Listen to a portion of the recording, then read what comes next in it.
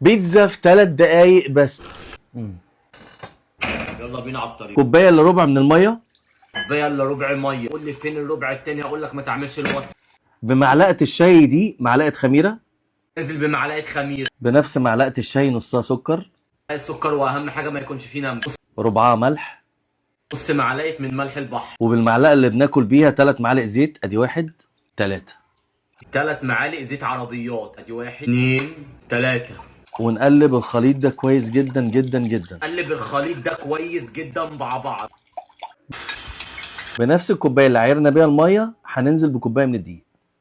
الكوبايه اللي عايرنا بيها المقادير هننزل بكوبايه دقيق ابيض زي القلوب البيضاء اللي عمرنا ما هنشوفها في حياتنا. هنقلب. قلبها كويس جدا جدا. عايزينها سايله معانا شويه كده بالطريقه دي.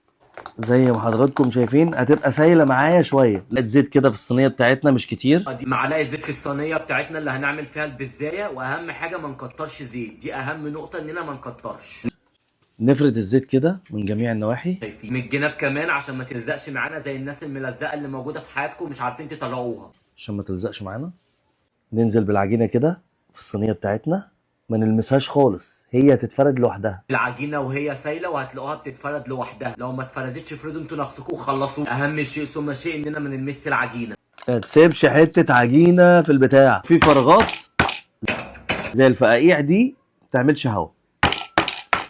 نغطيها بس حوالي 10 دقايق عشان تخمر بتاعتنا. ندخلها الفرن لمده 3 دقايق ونطلعها تاني عشان نحط عليها الوش بتاعنا. ندخلها الفرن تستوي وبعد كده نطلعها عشان نحط الحشو. ودي البيتزا بتاعتنا بعد ما طلعناها من الفرن لمده 3 دقايق. هندخلها تاني بس هنرمي الحشو بتاعنا عليها. طلعناها بعد ما استوت 10 دقايق ويلا بينا عشان نحط الحشو. بالصلصه بتاعتنا كده بالراحه كده هنعرف ان ايه نحط الصلصه بتاعتنا. ان هي وهي سايله مش هنعرف نحط عليها اي صلصه. هنفردها كده وانتوا بتحبوا الصلصه زودوا عادي جدا. او فلفل وزيت وزعتر. هننزل بفلفلايه حمراء كده.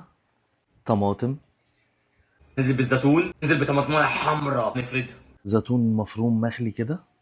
جبنه موتزاريلا بقى من وش كده. نفس كده البيتزا بالنسبه لي بس عايزها بطعم الرانش. زود عليها صوص رانش. حتى الرانش مقموص مننا ومش راضي ينزل زي الناس القماصه في حياتها. نرجعها الفرن تاني لمده 10 دقايق. يلا بينا على سوا درجه حراره 180 وارجع لكم. وبالصلاه على النبي اخواتي احنا خلصنا البيتزا بتاعتنا خلصت خلاص. هو انا لحد دلوقتي مش مصدق اني عملت بيتزا في دقيقتين. ما قعدتش 10 دقايق في الفرن. في العالم في دقيقتين. مستنيين ايه؟ اعملوا الوصفه بس اهم حاجه نصلي على النبي في الكومنتات وندوس لايك. الطعم بتاعها مش طبيعي.